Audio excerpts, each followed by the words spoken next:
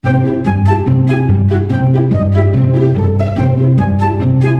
গো আমার পেয়ারা বেবি ফুলমতি, আমার হিসাবের খাতা খানি দাও। আজকে তো অনেক বেলা হয়ে গেল, নিত্যদিন এরকম দেরি করলে তো আমার ব্যবসা লালবাতি চলে যাবে।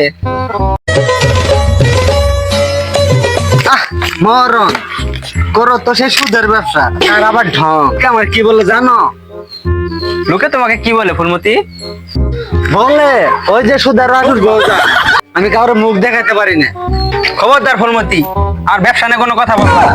ধরো আমি একটা দোকান দিলাম, সেখানে কি আমি টাকা খাটাইতাম না? সেখান থেকে কি আবার লাভ হইতো না? কই রে কুদ্দুস, কি হয়েছে? আবুলের বাড়ি যেতে হবে, 2 মাস ধরে সুদ দেয় না। আমি কি আর লং করে খানা খুলে বসি? যা যাইতে হবে, ওরে না তুলে টাকা দিবে না। আবুলের বাড়িতে আসো। উনি তো বাড়িতে নাই।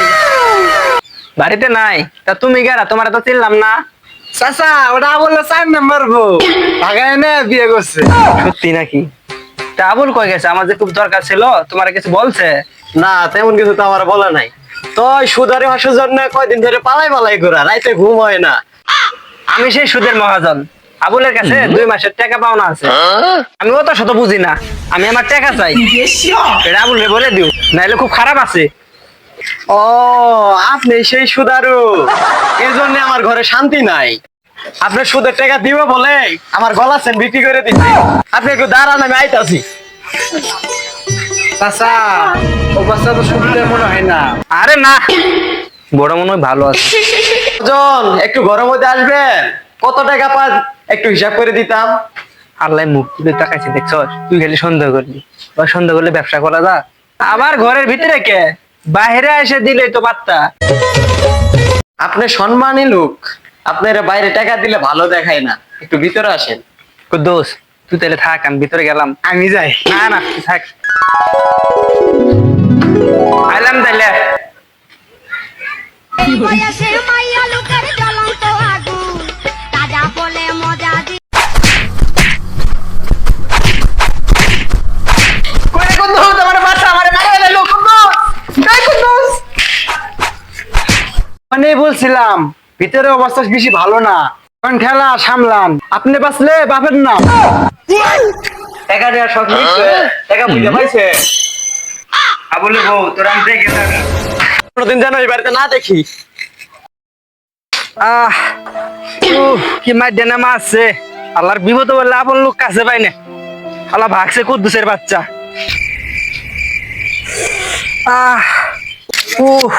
খেলা বলবো কি মাইর ডেনে দিছে। করে কুদ্দুস, চাচা কুদ্দুস তো নাই, আপনারা কি বেশি মাসা? কি করে পারলো আমার বিপদে ফেলে পলা যেতে? আমি টাকা দিয়ে কাল সাপ বুঝেছি। মেম্বারে খবর দে, আবুল আর আবুলে বইয়ের নামে সালিশ বাবুল। যখন আমার লাগে গরম, থাকে না লজ্জা শরম। কে রে সুদারু, তুই আবার আমার বাড়িতে আইছস? এ এ এ আবুলে বউ, দেখছেন না বাচ্চা কি 1000 মহিলা। ও তোর মাসি বলে তুই মানুষ নিয়ে আইছস? ওরা আমারে কি করবে? হ্যাঁ, ওরা আমার উমাও তুলতে পারবে না। দেখছেন মেম্বার সাহেব, আপনি হলেন এই এলাকার একটা সম্মানী ব্যক্তি, আপনারও দাম দিতেছেন এই মহিলারা। কিরম খাইতেন মহিলা? আবুল বাড়িতে নাই, আশেপাশে তো। কিরে আবুল, তোর বউ কি শুরু করছে? আমি কি মেম্বার হিসেবে তোর সম্মান পাই না?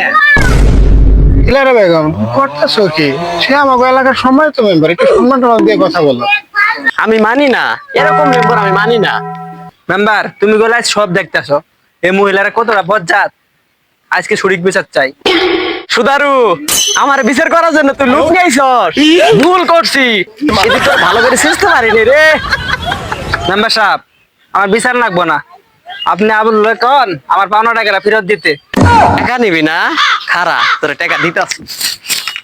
এই তোমরা থামো, আমি একজন সম্মানিত ব্যক্তি। আমার যদি তোমরা নাই মানো মেম্বার হিসেবে, তাহলে আমি এখানে কি সিট চাই? শোনো দিলারা বেগম, তোমার স্বামী আবুলের যদি সমস্যা থেকে থাকে আমারে বলতা, আমার কাছে আসতা, আমি একটা বয়স্ক ভাতার ব্যবস্থা করে দিতাম। এই গোলামের ঘরে গোলাম, আমার কি ভাতার নাই?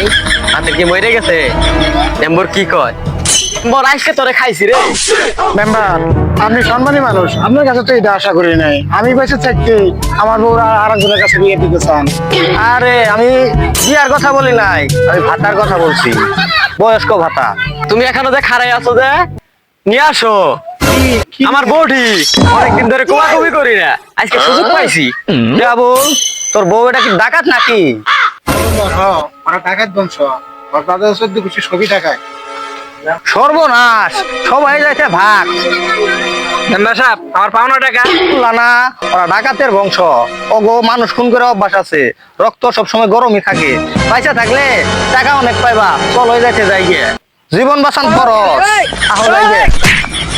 ওই ধর ধর, টাকা নিবি না, বিচার করবি না? আবুল মিয়া ঘরে আসো, তোমার আজকে শেষ মুখ।